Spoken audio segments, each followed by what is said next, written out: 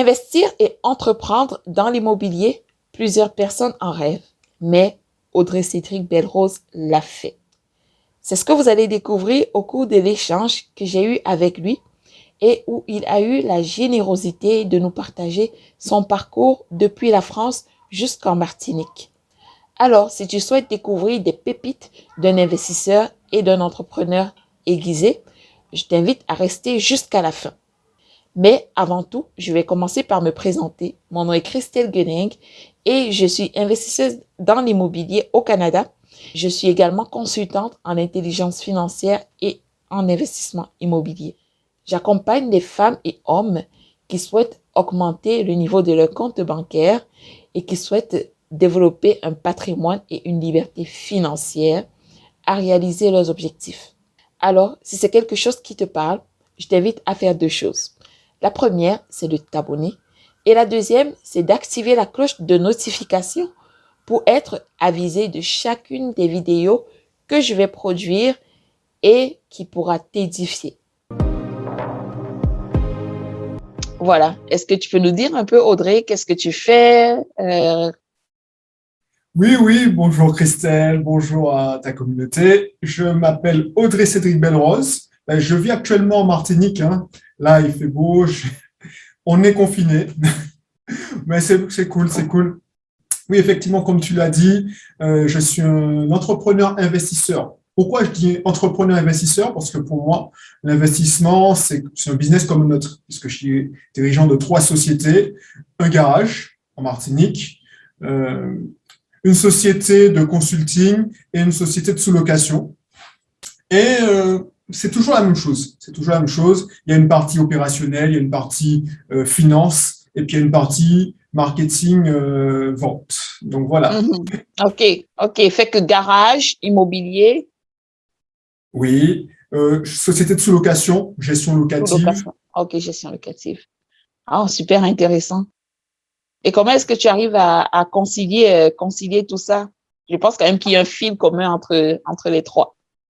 Alors, comment j'arrive à concilier tout ça? Ça ne s'est pas fait du jour au demain, hein. C'est-à-dire que j'ai commencé par la société Beast of Team, hein, celle qui me permet de faire du coaching en IMO, puisque je suis coach IMO. C'est Ah, OK. principalement du coaching IMO, des formations en immobilier. Et puis, dans une vie antérieure, j'ai été informaticien. Je suis passionné par l'automatisation des process, l'automatisation des flux.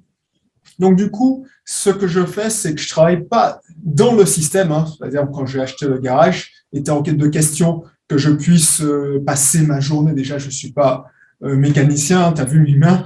Exact. Je ne serai pas d'une grande aide au garage, mais l'idée, c'est que je mets en place des process, je fais monter en compétence des collaborateurs et ce business me prend, allez, 2 heures, 3 heures par semaine. Ah, Et c'est wow. OK. ce que je fais à chaque fois. Par exemple, quand j'investis dans l'immobilier, euh, tout mon, tout mon process, c'est justement que ça me prenne le moins de temps possible. Donc au début, Exact. effectivement, c'est normal, on investit beaucoup de temps pour analyser le process, pour analyser les choses. Et mon travail, c'est effectivement comment déléguer.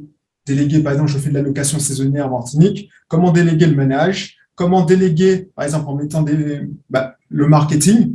Bon, le marketing, c'est Booking, c'est Airbnb, il y a Britel. Euh, comment déléguer le maximum de choses, comment automatiser le maximum de choses pour que ça, justement, que ça ne prenne pas beaucoup de temps. Ah, wow. C'est super intéressant, ça. Tu sais quoi, Audrey, je trouve que c'est tellement intéressant ce que tu dis et j'ai tellement de questions qui me viennent en tête comme ça que ça aurait été vraiment bien de faire un live. Fait que, bon, là, tu nous as dit rapidement comme ça, c'est les trois entreprises que tu as, mais on va repartir à la base, en amont. Comment est-ce que tout ça a commencé? Alors, comment tout ça a commencé? Au début, j'étais qu'un informaticien. Un informaticien, je travaillais à Lyon, en France. Et à la suite d'un problème de santé, j'ai commencé à réfléchir. Je me disais, ouais, j'étais à l'hôpital. Et je me pose la question, ouais, mais si ça avait été plus grave, comment tu aurais été? Mhm. Est-ce que ta femme qui avait à l'époque 30 ans, elle serait veuve. Ta fille ne t'aurait pas connu. Je passais mon temps à travailler comme une machine, hein. Ah Je ouais, suis un passionné d'informatique, donc pour moi, c'était même pas du travail. Je travaillais 10 heures par jour, mais pour moi, c'était un plaisir. Mais je ok, négligeais pas mal de choses, dont ma oui, famille. Et puis, j'avais aussi la sensation que je devais rentrer au pays. Parce que mon épouse commençait à avoir le mal du pays, c'est-à-dire, voilà, elle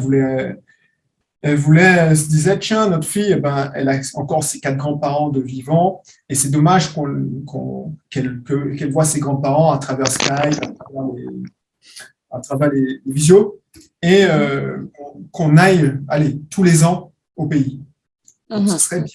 Et j'avais aussi cette arrière-pensée où je me disais, ouais, effectivement, il faut que je mette 1 000 € de côté parce que, par exemple, il faut que je rentre en catastrophe, parce qu'il y a eu un décès, j'ai déjà connu. Donc, tout ça, ça m'a fait réfléchir.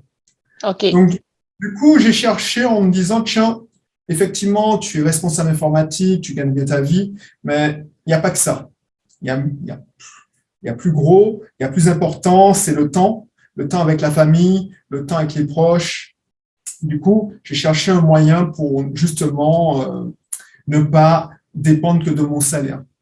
Et du coup, j'ai tapé sur Internet, hein, peut-être comme toi, et j'ai découvert qu'il y avait un monde, c'est-à-dire l'immobilier. Alors, je le pressentais, mais il y avait plusieurs façons d'avoir des revenus. À l'époque, on disait passifs. Donc, c'est pas si passif que ça. Des mhm, revenus non. complémentaires, c'était avec l'immobilier et avec le business.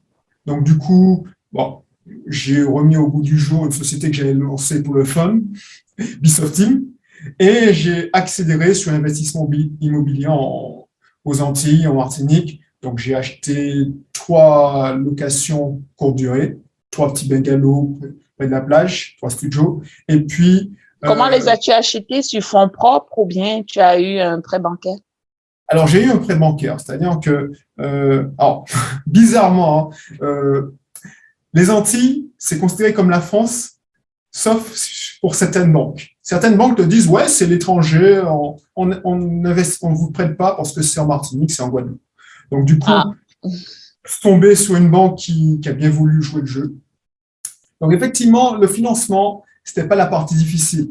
Quand tu es cadre, tu es marié, tous les deux en CDI, ok. tu, tu sers la même résidence principale, enfin, pas la résidence principale, la résidence secondaire. Ensuite, tu reviens 6 mois plus tard, tu commences à montrer que tu as investi, que ça rapporte de l'argent. Ah ben, ils m'ont repassé 2, 3 fois, même 4 fois.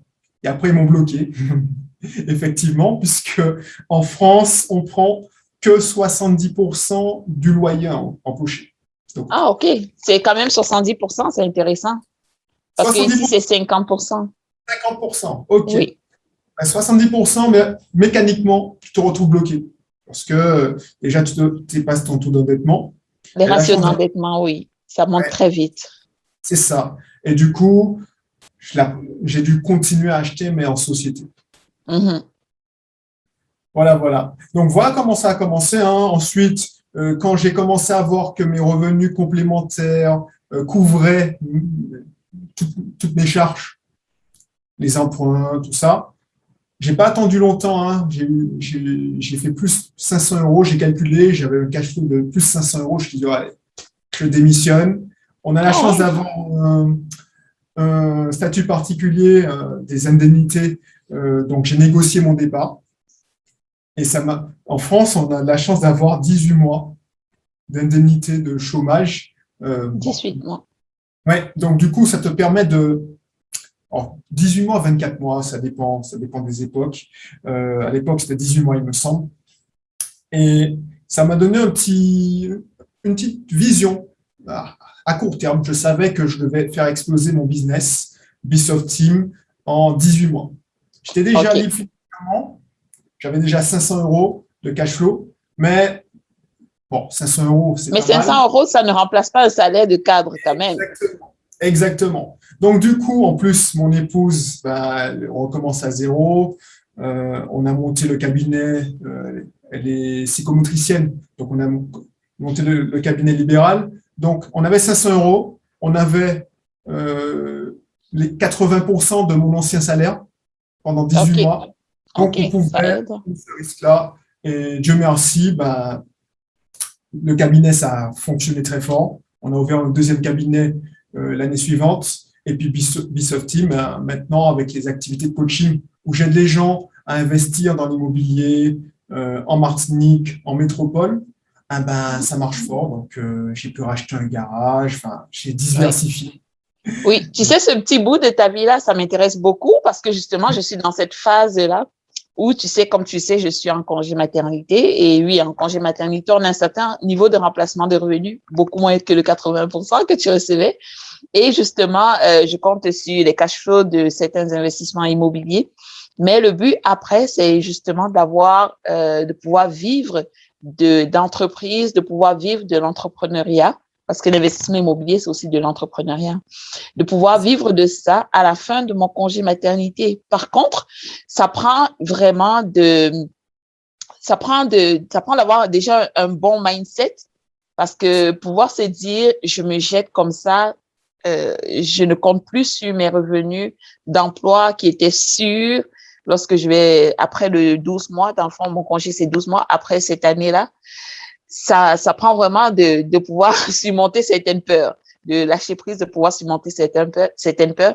Mais après, le mindset, il y a un certain travail derrière. Il faut travailler de façon très, très intelligente et stratégique pour parvenir aux objectifs qu'on s'est fixés. Toi, qu'est-ce qui t'a le plus aidé pendant cette période-là? Il faut que tu me conseilles, il faut que tu me donnes des trucs et astuces. Alors, je ne dis pas que ça a été simple, hein. Quand tu vas voir ton boss, je me souviens de cette scène où il m'annonçait que j'avais bien travaillé cette année, mais bon, on a vu la conjoncture, je ne vois pas une augmentation. Et quand je lui dis, ouais, bon, c'est pas grave parce que je démissionne, je suis plus là dans 3 mois, bah, passer la jouissance, parce que voilà, c'est génial, c'est ton rêve, tu as rêvé ça pendant 2 ans, parce que j'ai rêvé ça, j'ai préparé mon coup, hein. Euh, le déclic, c'était en 2013, mais cette scène se passe en 2015, début 2015. Effectivement, tu es content. Au début, quand tu te réveilles, tu dis, tiens, c'est le jour d'après, en fait. Le jour d'après, tu dis, ah ouais, mais j'ai plein de temps. J'ai Et plein de temps, si ça, c'est un danger, ça. alors, toi, tu es en congé maternité, donc tu n'as pas plein de temps. Bon. Mais j'ai plein de temps. Et au début, tu penses que tout va aller de. Voilà, c'est génial parce que maintenant que tu as du temps, là où ce que tu faisais, c'est-à-dire à l'époque, j'avais 1500, 2000 euros grâce à Bisoft Team seulement, hein, de chiffre d'affaires. Ah, j'ai commencé en bas de l'échelle, hein, mais c'était déjà pas mal pour moi. 2000 euros en plus de mon salaire. Euh, tu dis, ouais, maintenant que je travaille 10 heures par jour pour mon business, j'aurais facilement, je multiplie par 2, par 3, mais c'est pas vrai. Il y a un temps d'inertie, il y a un temps de Ah, latence, et quand tu exact. rentres, c'est hallucinant. En plus, on changeait de vie, puisque j'ai vécu toute ma vie d'adulte en métropole. Je suis parti après mes études. Donc, du Mhm. coup, retour au pays, tu découvres que c'est pas comme quand tu viens en vacances, hein. Les Non, gens, non. ils sont bien, mais eux, ils travaillent. Donc, tu te retrouves bizarrement seul. Donc, ça fait bizarre. Et puis, finalement, tu commences à lire. Moi, ce qui m'a aidé, c'est beaucoup alors, tous les livres, justement, de Jim Rohn, de Tony Robbins. J'ai Mhm. découvert Grant Cardone,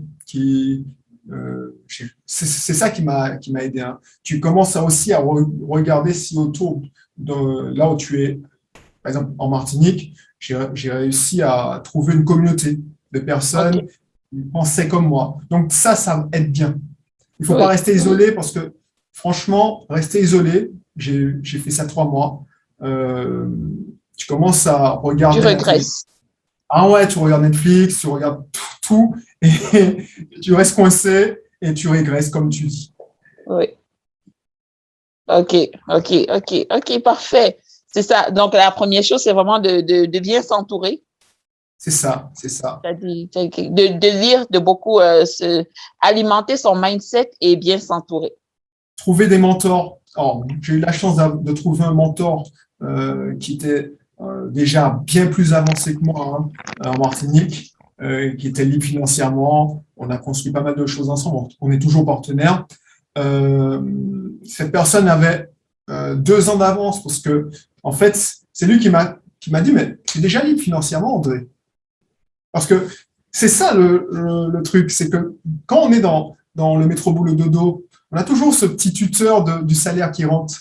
Donc, du coup, c'est lui qui m'a fait avoir le déclic en me disant, tiens, tu es déjà libre financièrement. Si tu ne vas pas, tu attendras la retraite pour y aller.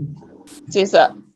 Et c'est ça. Et c'est vrai que il y a 2 façons de construire sa liberté financière. Soit on le fait en mode en parallèle, soit on le fait en mode je crame le pont.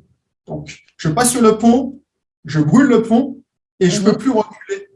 Exact. Ça te bouge parce qu'en fait, tu sais que voilà, soit tu réussis, soit tu réussis. réussis. Soit tu réussis.